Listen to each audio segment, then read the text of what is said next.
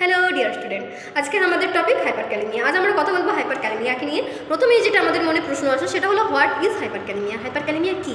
Hyperkalaemia হলো যখন আমাদের শরীরে পটাশিয়ামের মাত্রা বেড়ে যায় তখন সেটাকে বলি হাইপারক্যালেমিয়া। আমাদের শরীরে নর্মাল পটাশিয়াম কত? 3.5 to 5.1। যখনই আমাদের শরীরে 5.1 ছাড়িয়ে যায় পটাশিয়াম তখন সেটাকে আমরা বলি হাইপারক্যালেমিয়া। এবার প্রশ্ন আসে যে হাইপারক্যালেমিয়াকে আমরা ম্যানেজ করবো কীভাবে? এটাকে আমরা মেনলি 3টা স্টেপে ম্যানেজ করে থাকি।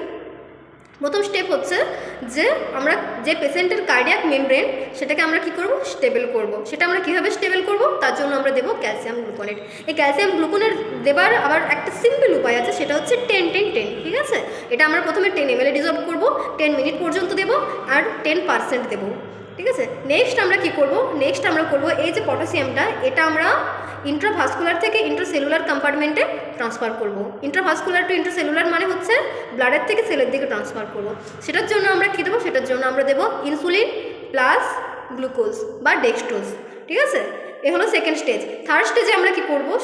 সেকেন্ড স্টেজ পর্যন্ত কিন্তু পটাশিয়াম আমাদের শরীরের মধ্যেই আছে, সেটা কিন্তু শরীর থেকে বের হয়ে যাচ্ছে না, শুধুমাত্র ইন্ট্রাভাস্কুলার থেকে ইন্ট্রাসেলুলার কম্পার্টমেন্টে আমরা ট্রান্সফার করে দিচ্ছি।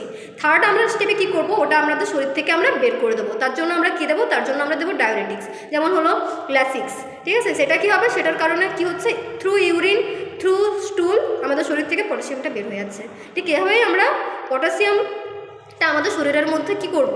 নর্মাল রেঞ্জের মধ্যে নিয়ে আসবো আর হাইপারক্যালেমিয়াকে ট্রিট করব। যদি ভিডিওটা ভালো লেগে থাকে একটা like, comment, share and subscribe করে দিও। দেখা হচ্ছে নেক্সট ভিডিওতে। আর এইভাবে সিম্পলভাবে আরও বোঝার জন্য যদি তোমাদের মনে কোনো টপিক থেকে থাকে আমাকে কমেন্টে জানিয়ে দাও। টাটা।